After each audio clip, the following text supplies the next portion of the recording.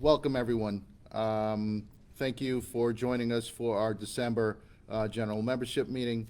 We appreciate you all in attendance. We were having some technical difficulties, we believe, and I think we've tried to work through them. I will caution the audience out there, if you cannot hear us, please, first, before you reach out to us, try turning up the volume on your device. Try turning up the volume on your device. We've had some issues where people have been on mute. They've muted their own phones. They've had their phone volume down, and they don't realize it, and they're texting us left and right that they can't hear. So we want to make sure that's not the case. So maybe we can do a quick sound check right now. If people can hear us loud and clear. People are saying we're good. I can see it on the screen. Okay, sounds good. All right, thanks, folks. Listen, the way we want to start off our December 2020 general membership meeting is on a somber note. We recently lost a member of our union family. And when I say our union family, I mean our extended union family. We work very closely with our brothers and sisters in the labor movement, excuse me. And we've had a tragic loss 2 weeks ago.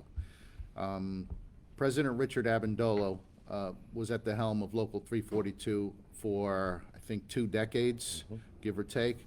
And he was a substantial figure in our region and in the country as far as a labor leader goes.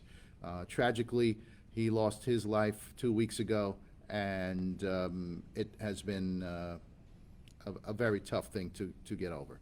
So from our family to Local 342's family and President Richard Abendolo's family, our deepest condolences, and we would like to start this meeting with a moment of silence for President Richard Abendolo.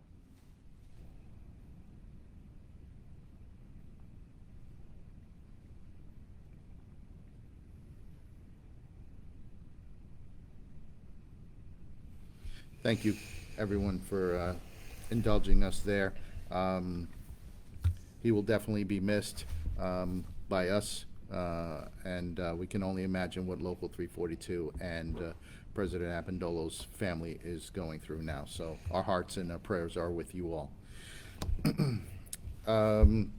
Tonight we have some extra gift cards that we will be raffling off at the end of the meeting, so please make sure that you are present at the end of the meeting if you're looking to be one of the winners.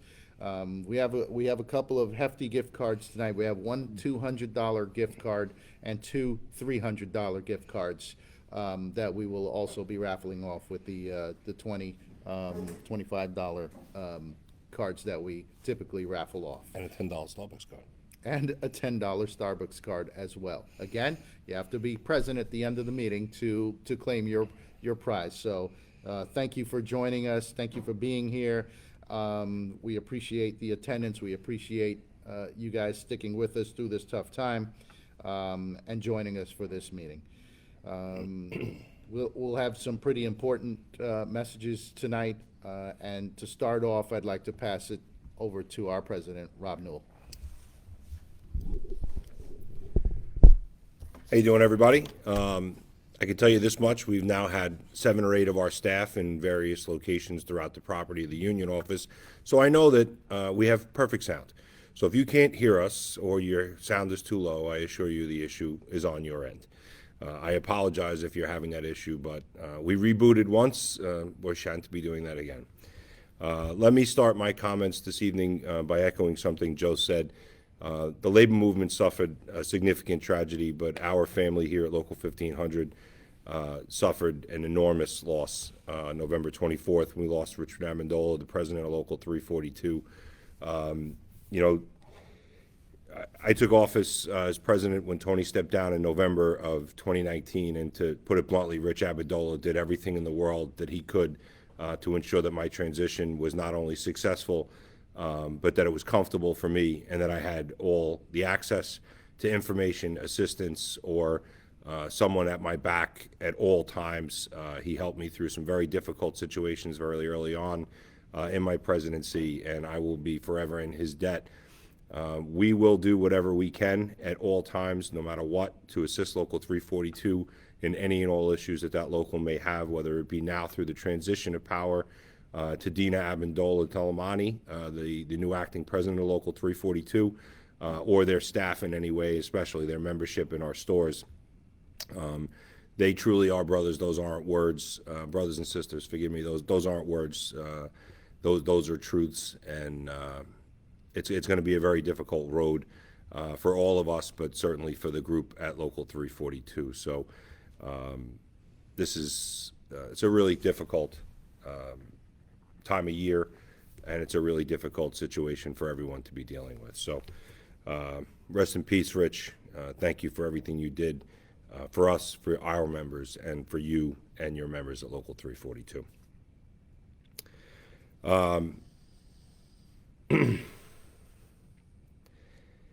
Okay, so I have a handful of topics tonight that I'm going to go through, one or two of which are significantly more important than the rest. But I'll start with next year's general membership meetings. Presumably, at least the March and probably the June meeting will also be fully digital, the way these have been since COVID started. But the dates for those meetings are going to be March the 3rd. Yes, I know that's not the second Wednesday. March the 3rd, June the 9th, September the 8th, and December the 8th of 2021. So those will be the 4 general membership meetings. And honestly, we're really hoping that by September the 8th, we can have some of you back live in the union office to be with us during the general membership meetings and not just do them all digitally. As much as I like seeing that there's well over 150 people right now on this, I would like to have, you know, our standard folks here in the room as well. It makes doing this a hell of a lot easier. It makes it a lot more engaging than just talking to a computer screen. For those of you who have never had to do it, it's nowhere near as pleasant as talking to a group of people live. So, secondarily, I wanted to let you know that for our members at the King's store in Garden City, we are still awaiting FTC approval of the Acme purchase of our King's store. Acme purchased the lion's share of the stores in the bankruptcy auction, but we have not yet gotten FTC approval. We fully expect that once FTC approval is received, that we will open up a very fast set of bargaining with the Acme company, and that they are going to acquiesce to all the same terms and conditions of the King's contract that we currently have, with the one blaring exception is that King's will not Acme will not participate in the UFCW Local 1500 pension fund. So we will be discussing entry for those members into the UFCW Local 1500 Annuity Fund when and if the FTC approves the sale. We had a trustee meeting here yesterday, quite lengthy meeting, and a number of very important things happened. Let me start with the most significant. We are in the midst of Stop and Shop negotiations, and their company, Stop and Shop, for the last 5 contracts has made their number one proposal and their number one order of business to try to withdraw from our pension fund.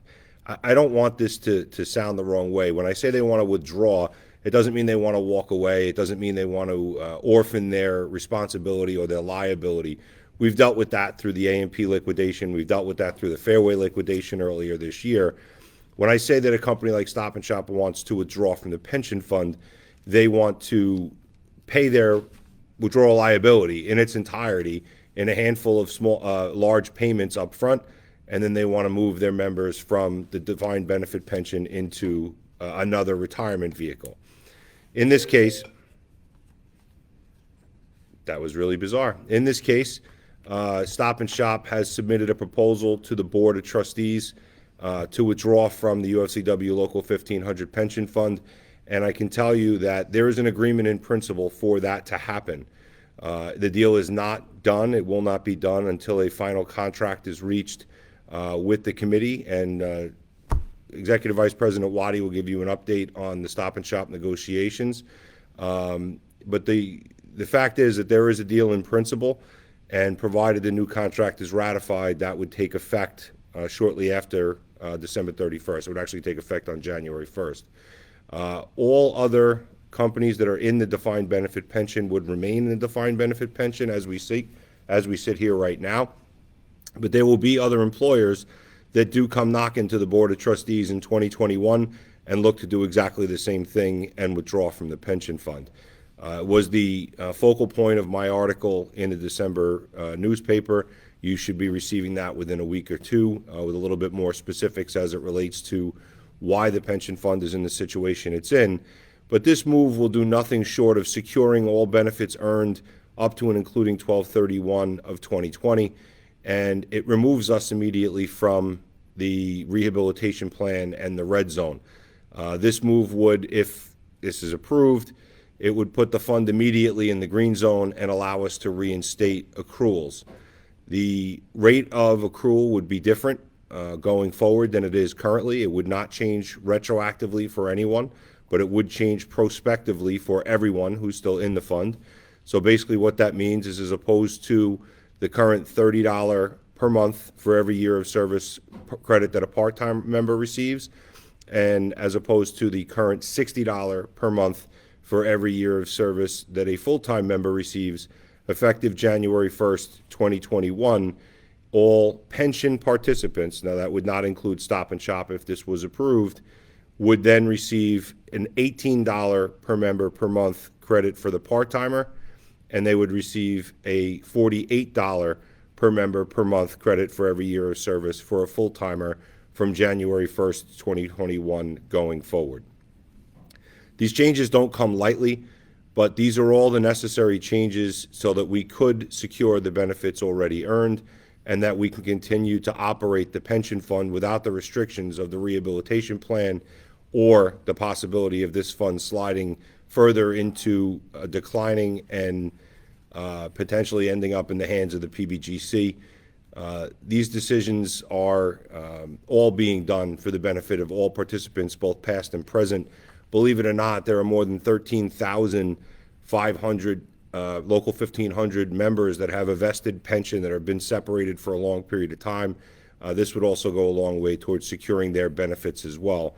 Unfortunately, the federal government, the Congress, does not seem in any way, shape, or form even close to making any type of a decision to help define benefit pension plans and to help us all out of the situation that, quite frankly, all of us will be in within the next 4 to 5 years. Defined benefit pension plans are only based on success if the number of people that participate, the number of contributions continue to grow each year. And unfortunately, that's just not a reality in our business anymore. So what our obligation is, both as trustees and representatives in the union, is to try to secure the benefit earned and then try to do everything we can to get it reinstated. As I said, this is not a Stop and Shop only situation. It is right now, but all the stores that Fairway used to operate in the city and in the outer boroughs, those stores were liquidated. They were purchased by other employers in a bankruptcy auction between May and August of this year. All of those stores that came back into Local 1500 have shifted to the Local 1500 Annuity Fund. In 2015, when A&P Pathmark was in the bankruptcy auction, and that company was controlled liquidation, every one of those stores, except for the Stop and Shop stores that were purchased, also all those members were moved into the annuity fund from the defined benefit pension. This is unfortunately more the wave of the future than it is the defined benefit pension route, but we're going to do everything we can. There are employers out there that will stay in the defined benefit pension, that much I can guarantee you, but there are some that will be knocking next year to do the same thing as Stop and Shop and look to withdraw. This is not the only topic of conversation for a general membership meeting. If I had to guess, once this is ratified by the membership, once the new contract is ratified by the membership, forgive me, I will probably record a pension video that solely deals with this situation and goes through a little bit more explanation. There's quite a few questions popping up on the screen. I'm not close enough to read them all, but I know some people are monitoring them, and if at the end of the meeting time allows, I will try to address some of those questions. The second thing I wanted to let you know is the trustees also voted yesterday on a handful of welfare modifications. They are all increases, and they would all be effective March 1st, 2020. Our schedule of reimbursement on dental has not been addressed in more than 10 years, and our schedule in vision benefits has also not been addressed in more than 10 years. The trustees voted yesterday to double the vision benefit allotment as it sits currently. Without getting too much into specifics, if you get reimbursed $50 for one particular service at a vision screening place or a GVS provider, it would be reimbursed at $100 going forward effective March 1st. And if it was a $100 benefit, it would be a $200 benefit effective March 1st. In addition to that, all of the procedures and processes in your dental reimbursement schedule have been changed as well. The most utilized 3 or 4 services were raised 30% each, and all other services were raised either 15 or 20% based on the line items in the reimbursement schedule of benefits. These are all very, very important benefits, and we wanted to make sure the trustees, the board, voted to approve that. That should add approximately $700,000 in cost to the fund every year. So if you think about that over a couple-year period of time, it's going to cost well north of $3 million over a 3.5-year period of time. So those are all both very important benefit improvements, and those would be in place for all members that are currently affiliated with the UFCW Local 1500 Welfare Fund. So thank you very much. I appreciate your time, and I'll yield the rest of my time to some questions after the presentation is done. You were back to Al. Al, you good? You wanna- All right, your Secretary Treasurer, Ali Watt. Good evening, everyone.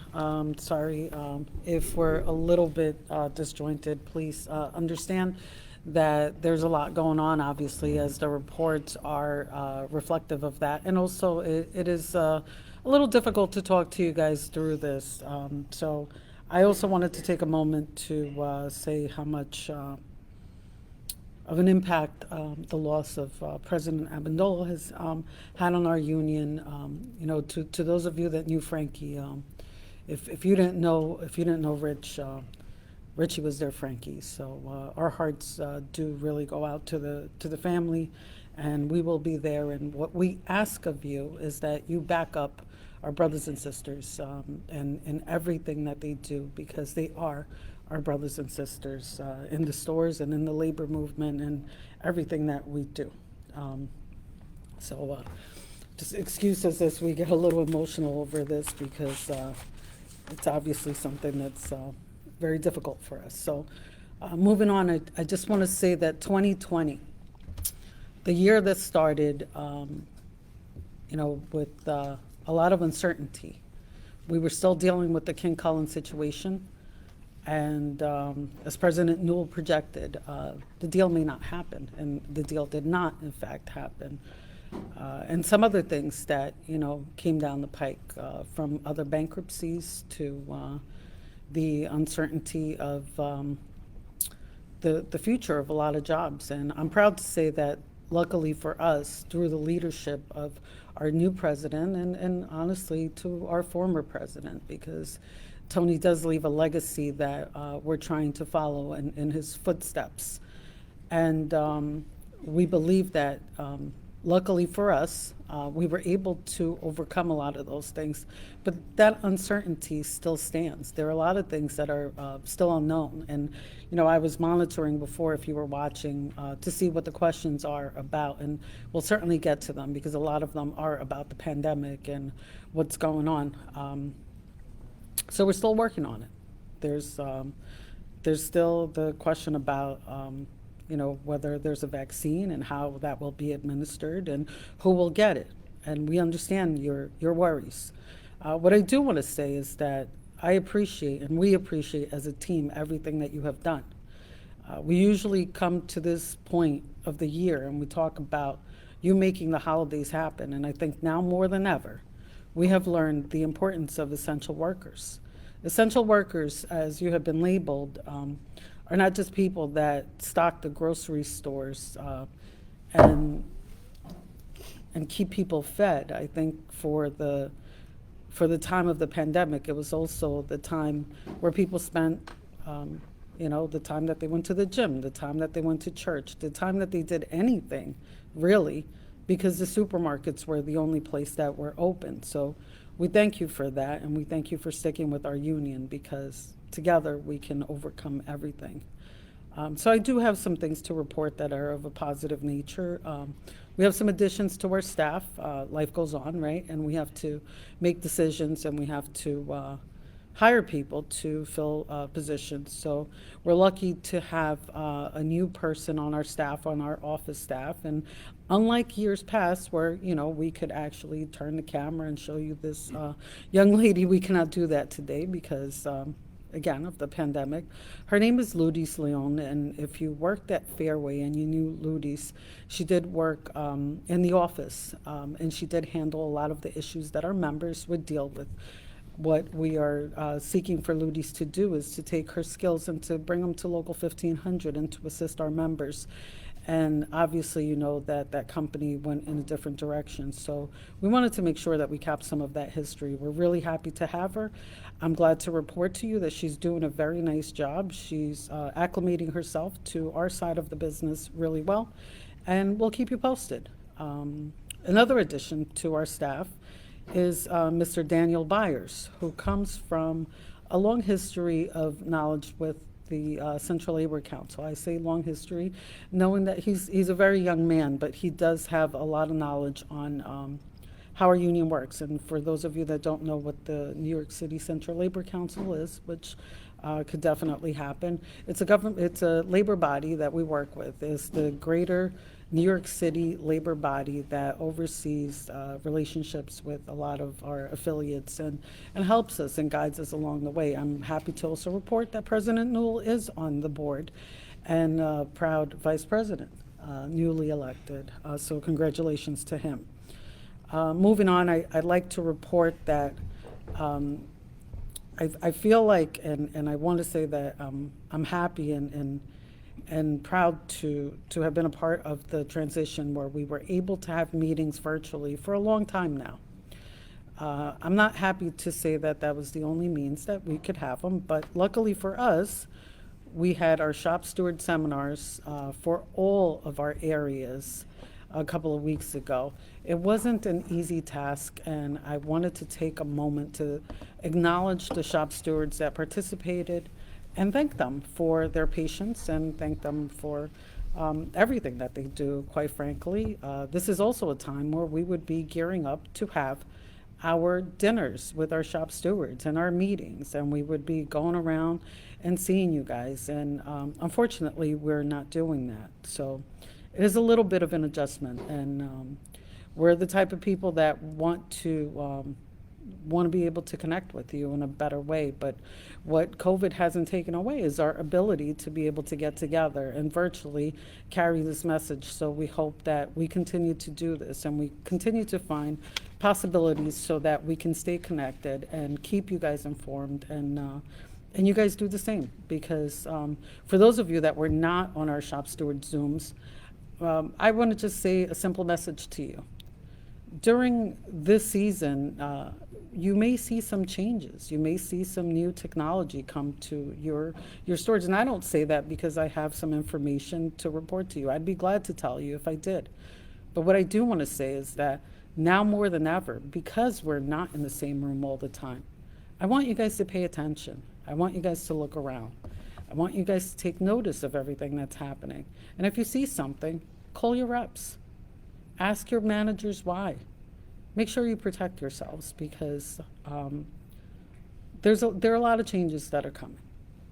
So I wanted to get into something that is very near and dear to us, and it is going to be the bulk of our agenda. It's going to be something that takes a lot of the time that we use to approach not only other affiliates and anyone that's willing to listen, but most importantly, elected officials, because a lot of times they make these decisions.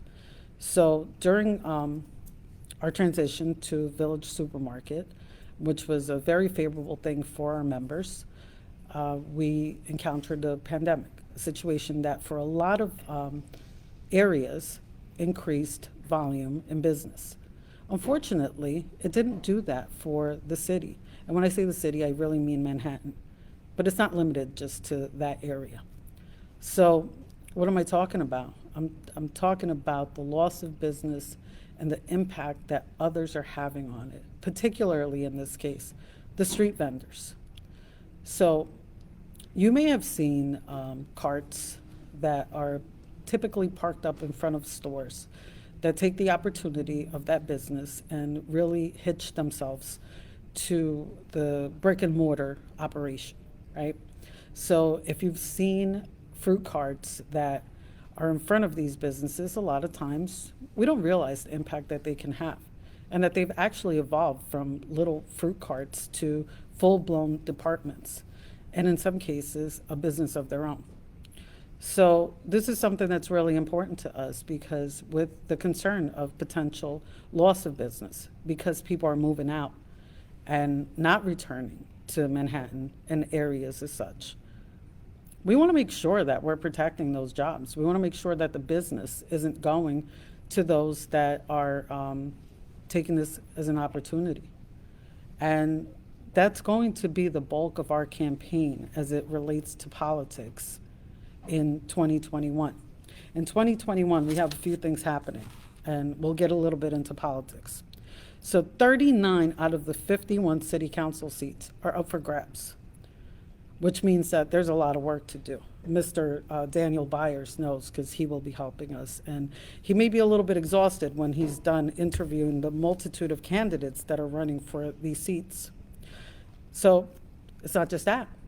We also have 4 out of the 5 borough presidents that are running. Very important seats, those that will make decisions that will be everlasting for our members to deal with. We have the Manhattan DA, we have the comptroller, and of course, there's the mayor. So my message right now is not just to the members of Local 1500, it's to any potential candidate that may be listening. And I'd like you to pay attention right now, because it is important. If you're seeking for Local 1500 to support you, I'm going to ask you if you're looking to support our members. Our members put their lives on the line when the pandemic came. And I am so proud of everything that you did. But while people got to stay home and collect unemployment, and they even added some more money to that, I don't really think that our members felt as appreciated as everyone called them heroes and essential. So I'm going to ask you to put your money where your mouth is, because if you want our endorsement, you're going to support our members. Our members are our #1 priority, and during the pandemic, they put everyone else's needs before theirs. So I think my message is pretty clear. I invite everyone that wants to run for office to review this, and if you have any questions or you'd like to submit a questionnaire, you probably should study that. And I'm sure that President Newell is going to have some remarks about that, because I have to give him credit. That campaign really came out of many conversations we've had. And in the past, we've supported a lot of these opportunities for others to grow. But our members, like I said, are our #1 priority. I just want to close by saying thanks again for everything that you've done. Thank you for putting up with us. Thank you for supporting us. And if you need anything, reach out, because we're here for you.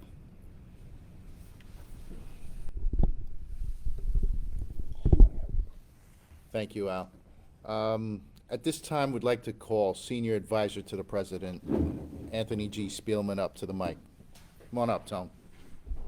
I feel like I'm a guest host. There, you good? I'm good, Joey, thank you. Good evening. I'm gonna have to wear my glasses, that's how you know you're getting old. So tonight is a little bittersweet for me. After 34 years on staff and 46 years in the local, I'm approaching my retirement in a few short weeks. It's been my great honor to represent you, the members of this great local.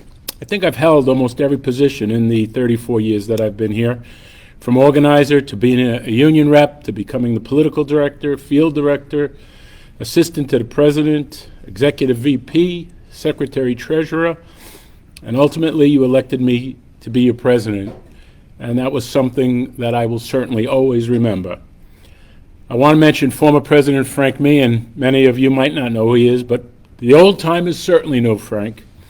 He hired me 34 years ago. I don't know what he saw in me, but something clicked.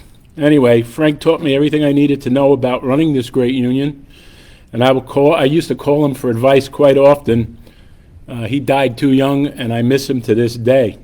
To my current president, Rob Newell, thank you, Rob, for letting me serve as your senior advisor and political director this last year of my life here. And to Allie and Joe, what can I say? Thank you for all you have done for me. And Joe, I certainly know what you put up with over the last couple of years as my assistant. You both helped me more than you will ever know. I can tell you this, members of Local 1500, you have the best leadership team and the best staff in all of the UFCW, and I mean that.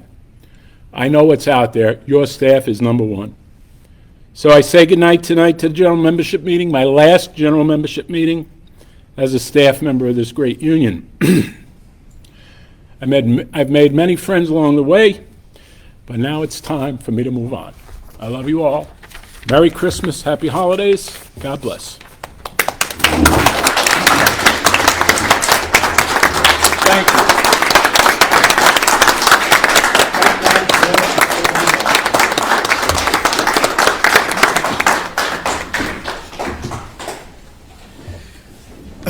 Wow. Tony, thank you very much for everything you've done. On behalf of the staff and the membership of Local 1500, you know, these are the worst times for these impersonal meetings to happen, because we know we would have had a room full of people here tonight to send you off into your retirement, and we really, really appreciate everything you've done for us. You've helped guide this ship in the right direction, and just we just appreciate everything you've done, and we all love you, and we all will miss you, and make sure you come by and visit us often, okay? 1 second, let me just, you know, Tony just thanked us for his last year, and I gotta be honest, I don't think our first year would have been anywhere near as successful as it was without him being here for his last year. In many organizations, and anybody who's watching from labor, I know Don Pontarelli from 328 is on, but anybody who knows anything about organized labor knows that it's very unusual for the president to step down and stick around for a long period of time, because typically it would create some degree of controversy or confusion. You know, when you're dealing with the likes of Tony Spielman, not only is that not the case, it would never even be a thought. Tony has been not only a brother and a confidant to me for my entire career, but he was my teacher. He was the one that picked me up when I fell down. He was the one that said that there was a little bit of validity to some of my crazier ideas when I was a young staffer. And quite frankly, when he made the decision to step down, all he wanted to do was support our team as we moved forward for the last year. And that's an extremely unusual thing. When you become a labor leader, you're not used to hearing yes and no from anybody once you've reached the top other than the membership. And Tony just matriculated into being an advisor to the three of us. It says senior advisor to the president, but it was always a lot more than that. And he'll always be there for me, whether on the staff or not.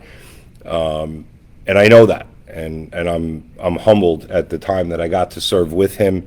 You see how emotional he is tonight, and I'll be honest, I've cried plenty thinking about Tony leaving us, and it's deserved. It's worth it. With the amount that you've done for our membership and our staff, Tony, I think you deserve every accolade you've gotten and every one that you will get going forward. For those of you in Suffolk County, especially those of you in Brookhaven, you have not seen the last of him. He's going to be leading the Brookhaven Democratic Committee. So he'll be, you know, if you're friends with him on Facebook, be ready, because he's going to come a-knocking. He needs help, and he's going to do that job with the same amount of veracity. And by I say job, that's a volunteer position. He's going to do that job with the same veracity as he ran this local union and worked here for north of 34 years. So I would be remiss without properly saying thank you. And I think the executive board this evening did in its final act for you the one thing that they had left in the holster. And upon Tony's retirement, he will forever be known as President Emeritus. So, Tony, thank you very much. That title is extremely deserved.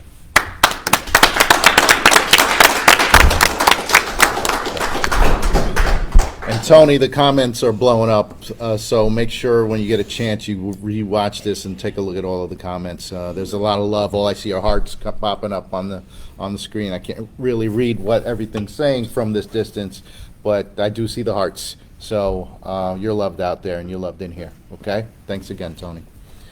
I just have two quick reports, or two things to report on. Since we last met at our general membership meeting, we were contacted by Mannix ShopRite, and basically told that effective the end of that week or a couple weeks after that, they were closing down the pharmacies in their stores permanently. And they would be laying off the pharmacists, the local 1,500 represented pharmacists in those buildings. So we represented 10 pharmacists in the 3 stores, and initially the company was not looking to do anything for them rather than pay them their last paycheck and basically send them on their way, unfortunately. But we got involved in what's called effects bargaining to try and do something a little bit better for them. It was a couple of weeks long process, even after the last day worked for the company.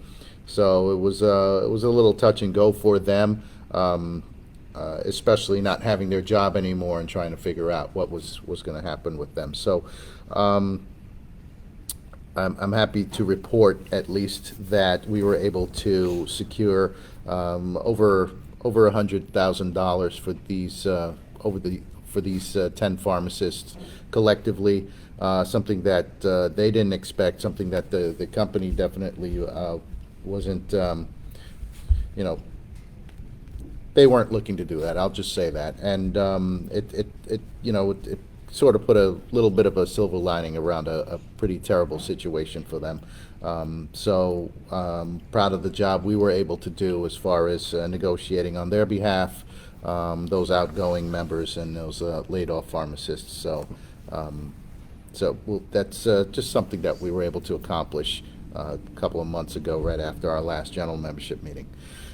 Look, we've talked a bit about Stop and Shop tonight. I won't get into too many specifics as Rob did about the pension withdrawal and the welfare rates and that.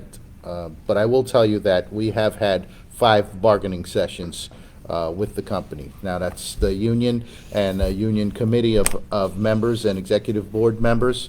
I think we have 9 members from the store and from the stores and 3 executive board members. So 12 representatives from the stores, as well as your union staff committee. We've had 5 sessions so far, and this Friday is our 6th scheduled session. And listen, we've been working toward an agreement. If things were bad, we would have told you things were bad a long time ago. But all the stars seem to be aligning. I don't want to go out and predict anything too soon, but we have some agreements on many of the issues that we have been working through, and we're hoping to wrap it up this Friday. Anything can happen, but I will tell you this: if we reach a full agreement this Friday, we will be looking to vote this contract next week. Okay? So our reps will be in the stores. We will be voting in the stores. I think we have 63 or 64 locations that we represent. There's no possible way that we could vote them in every single store. But at this point, we've got at least 14 locations across our jurisdiction that we're planning on voting this contract in. And you know what? We're planning in anticipation of voting it going forward. So you will be hearing from your representatives maybe Friday, maybe this weekend, early next week. But whatever it is, we'll definitely put out a blast statement out there for everyone to know what's going on and when voting will be. Okay? Joey, if I can just comment. Yeah, please. Thank you. Listen, as it relates to trying to ratify any contract right now in a COVID world, we want to do everything we can to keep it as close to normal as possible while respecting all CDC guidelines, all social distancing guidelines. Those of you in the supermarket, you know that no matter how much you try, that it's an impossibility. And voting a contract in a traditional fashion is going to make this very difficult. We have some ideas, and I think they're the best ideas that we can possibly put into place right now. Our full staff is going to be engaged for a number of days as we try to get this done. And our goal is to try to bring this into every geography that we have Stop and Shop members working or living in, wherever possible. And no solution is ever perfect. And I'm quite sure when I look at some of the comments later, people will have opinions, and we'll do everything we can to try to make this as functional a process as possible for all of our Stop and Shop members. 64 stores, over 7,100 members. There's no way to bring it everywhere.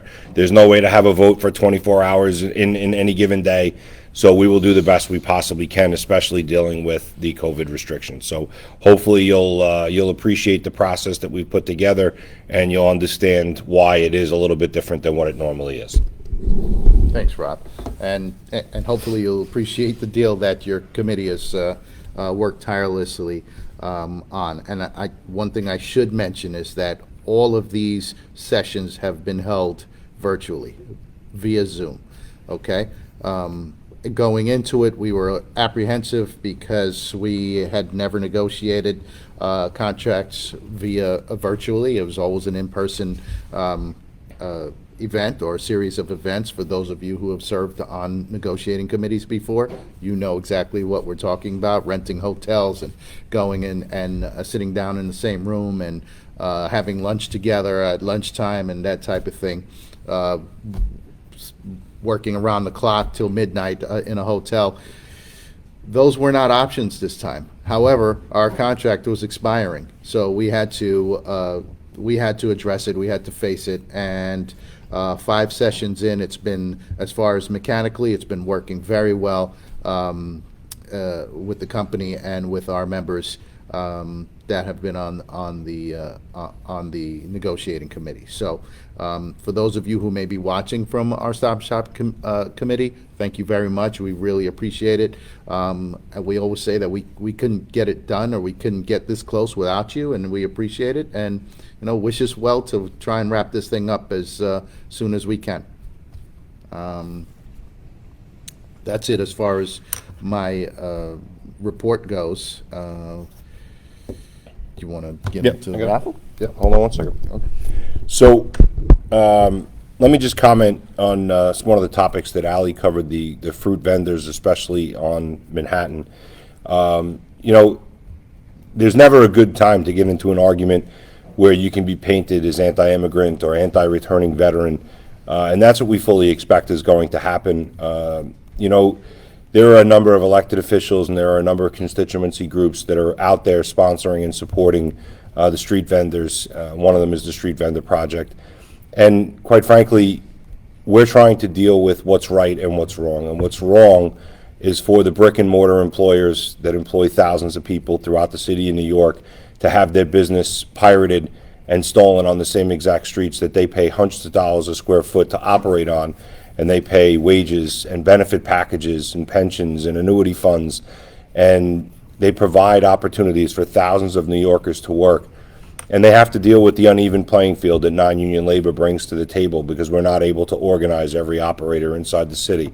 And they deal with the fact that now everybody wants to sell groceries. It's a business that nobody can make money in it, but it's a business that nobody can stay out of.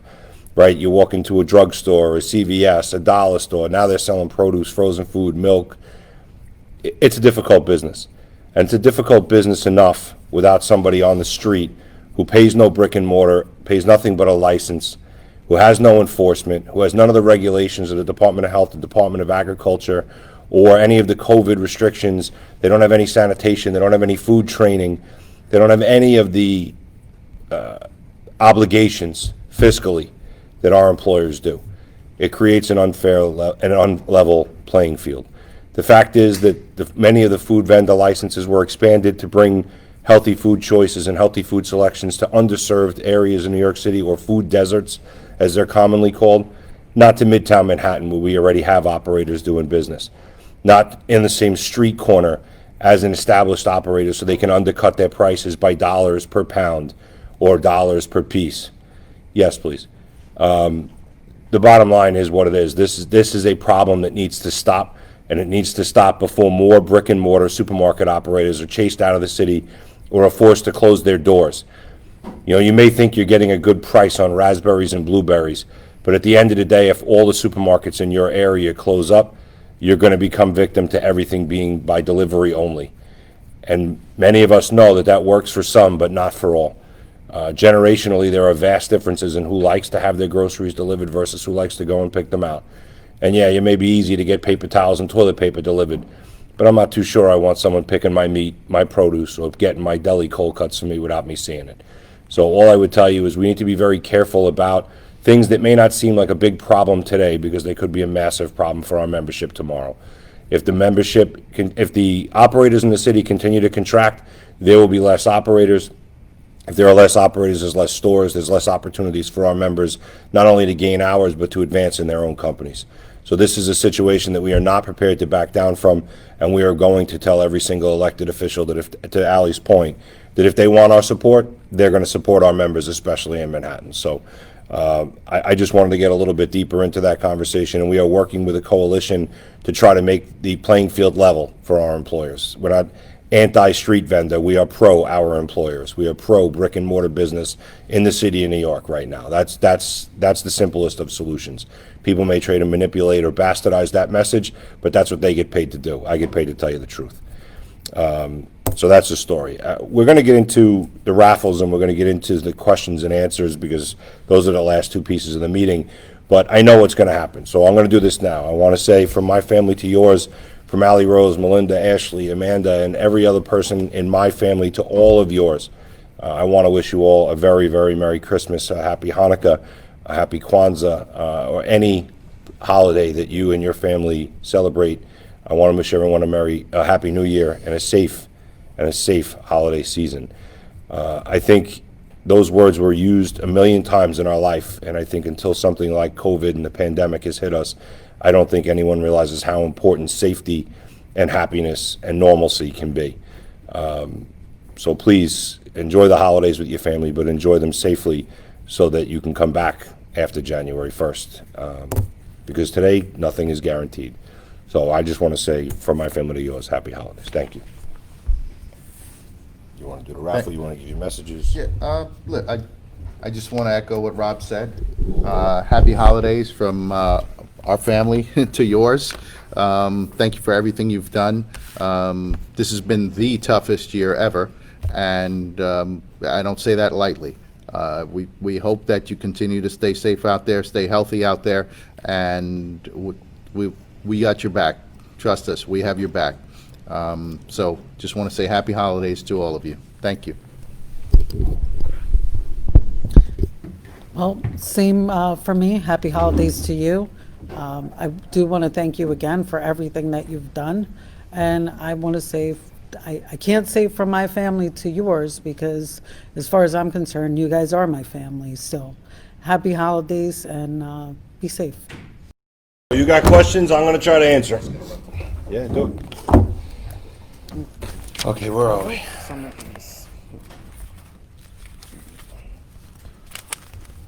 I'll tell you this, all we had to do was make promises of big cards. There's still a shit ton of you on this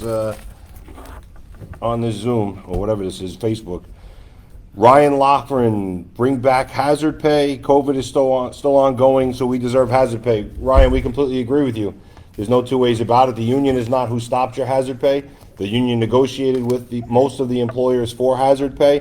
I'm not sure which company you work for, but there were two recent hazard pay settlements, one with the ShopRights and one with Stop and Shop, that were both paid this month. Excuse me, Stop and Shop was paid last month.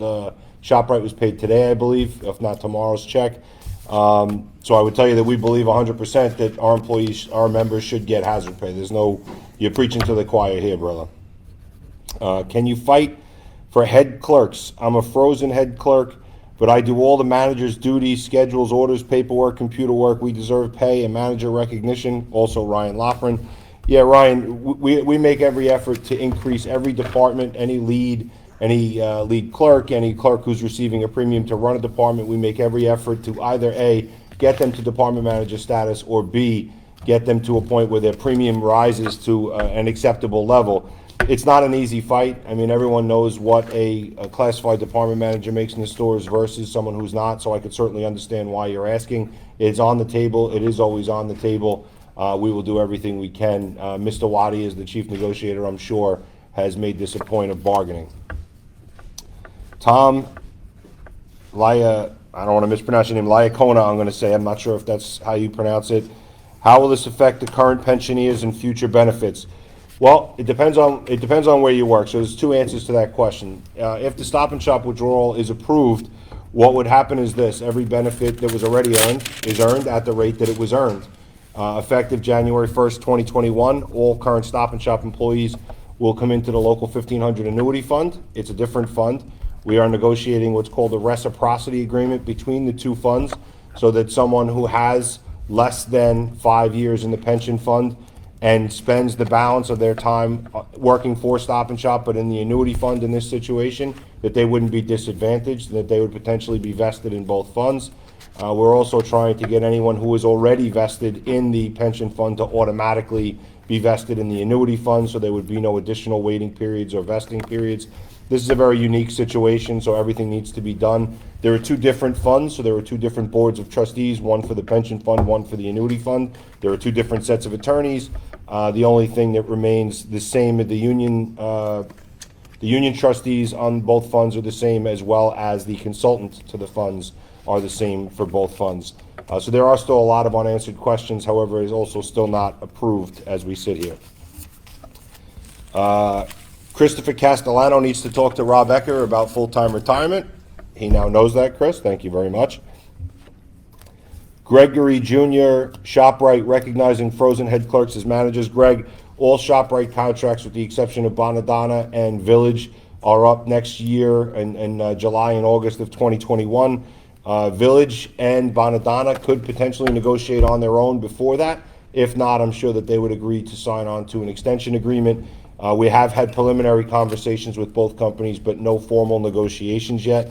As I answered earlier to Ryan, Ryan Loughran, it's the same exact principle. We always take that position. Believe it or not, we do have some, I think maybe one or two collective bargaining agreements where the frozen food managers are department managers, but everywhere else the frozen food managers are typically a full-time clerk who receives a premium.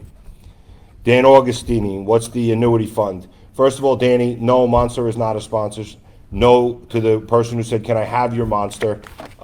It's just what I do to keep awake and get through long days. So I'm sure many of you have been in the same situation, and I'm a Monster guy, not a Red Bull guy. But if anybody can cut a deal to get them to sponsor and make some contributions to the charity fund and the scholarship fund, I'm all ears. I do enough drinking of their products, so we'll take it. The annuity fund, Dan, is a what we call a defined contribution plan versus a defined benefit plan. Our pension is a defined benefit plan. So I will say that an annuity fund is more similar to a 401k, where the companies will make a contribution on every member's behalf into that member's individual retirement account. It's not an IRA. I'm just using those words. Each member who's a member of the annuity fund has an independent account. Those monies are invested the same way pension funds are invested. The difference is there are extremely lower administrative costs, and it's not a situation where it's a pool of money and benefits to earn a pre-stated benefit. The money contributed is money contributed on your behalf. That money is impacted by market fluctuations up or down depending on the market, but it tends to be invested differently, and it tends to have a safer yield. Clearly, it is not the same as a defined benefit pension. But if you consider a handful of things, and I know what I'm about to say will probably get me some hate mail and some nasty grams, but they're facts, right? I don't like to bullshit people. I don't blow sunshine and smiles up anybody's ass. I like to tell you the truth. Whether you want to accept those facts or whether you hate me for it, I can't really help. But the reality is we haven't been able to get an increase to our pension accrual benefits in well more than 10 years. Well more. And unfortunately, the cost of just keeping up with that benefit over 10 years ago is exponentially increasing. So the wave of the future, unfortunately, is more defined contribution annuity or 401k funds. This is an annuity, it's not a 401k. It is trustee directed, it's not individually directed, and at this point, there is no opportunity for members to contribute additionally to the fund. It would be a management contribution only. That's not to say that in the future, those things couldn't change with the plan, but that's a back of the napkin or matchbook definition of what the annuity fund is, Dan. What was it say, Wanda? Wanda. Wanda? L-A-N-D. Londa? Okay, Londa Riley, how long do you have to be in the company to get a pension? It's not a matter of the company. You need 5 years of service with the local union in the multitude of contributing employers. It doesn't necessarily have to be at the same time, and it doesn't necessarily have to be with the same employer. It does have to be with an employer who is a contributing employer to the pension fund.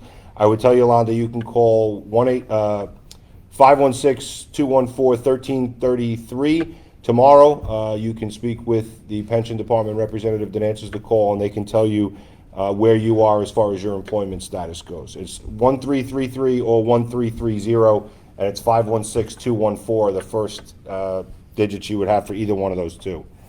Diane Mancini, you missed the pension Part B on time, dude. Benefit amounts changing, yes. Effective January, right now, for after January 1st of 2021. Should this deal be approved, the pension amounts will change going forward only. There's nothing modified going back. No other plan rules are changing as it relates to the pension fund. But as opposed to a $30, $60 benefit, $30 per member per month for every year of part-time service, $60 per member per month for every year of full-time service, those benefit accrual rates from January of 2021 forward would be $18 on the part-time side and $48 on the full-time side. So that's $18 per member per month for every year of service 2021 and beyond, and $48 per member per month for every full-time year of service earned per member per month for every year 2021 and beyond. The retroactive service has not been impacted in any way, shape, or form. Liz Hill, do stewards get elected? No, stewards are appointed in Local 1500. If you have... I'm sorry, it's our first meeting, I just wanted to... Okay, that's fine. If you... Well, we'll figure out where you work, Liz. I can tell you this much, and we'll have your representative contact you. Allie's told me that you have a number of questions, and it's your first meeting.